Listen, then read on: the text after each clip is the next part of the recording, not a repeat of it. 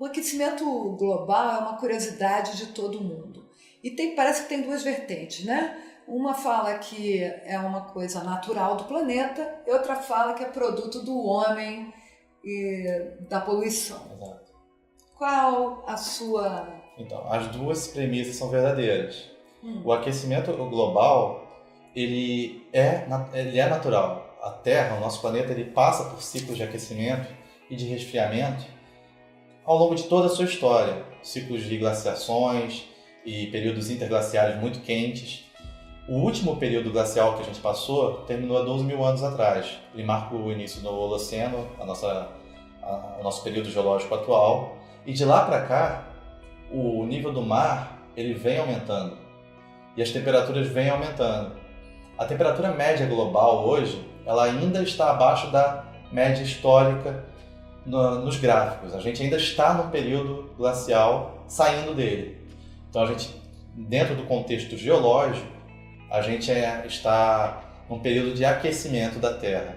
Isso tem várias influências. Tem influência dos ciclos astronômicos, influência do ciclo do Sol, influência do ciclo de energia e do ciclo de composição da nossa atmosfera, como é que a nossa biosfera está lidando com a situação atual do planeta, a composição química dos oceanos. Então, muitas coisas influenciam nesse ciclo. E o que é do homem?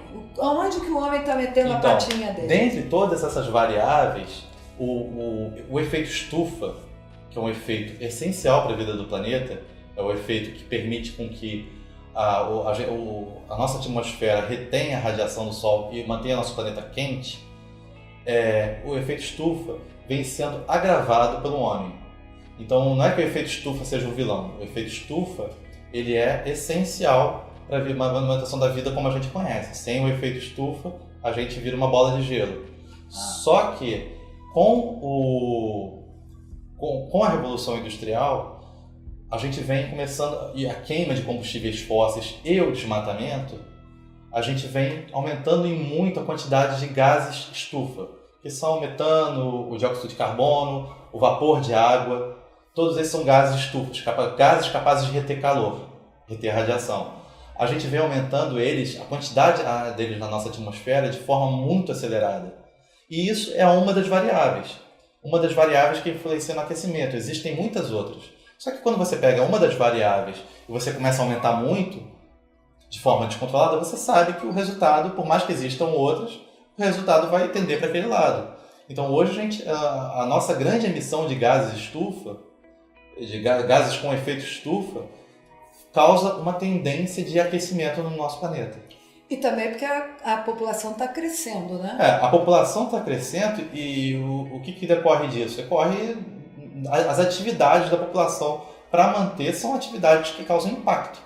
Então você tem que gerar mais comida, você pega mais boi que gera metano, você aumenta a atividade da pecuária, você aumenta as emissões de carbono, o uso a combustão propriamente dita, né? O uso e todo mundo da anda indústria, de carro e todo mundo anda de carro, de transporte, o uso de transporte. Então as nossas emissões vão lá para cima.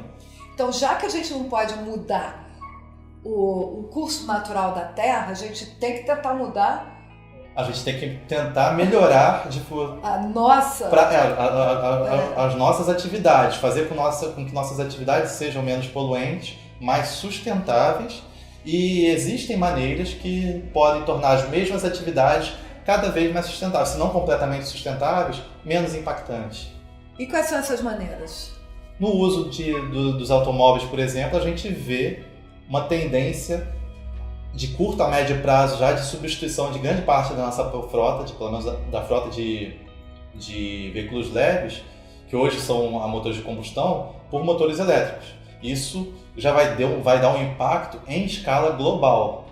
Associar isso para a frota de veículos leves, se a gente conseguisse associar isso com uma política de transporte coletivo, a gente conseguir melhorar as nossas práticas de transporte coletivo, não só de transporte coletivo, mas também de transporte de longas distâncias de carga, se a gente conseguisse transformar isso em maneiras mais eficientes de transporte, por exemplo, o uso em veículos ferroviários, que são muito menos impactantes do que os rodoviários, para para o transporte de grandes cargas, o conjunto dessas duas coisas já seriam impactos em escalas jamais vistas para a questão de diminuição das nossas emissões.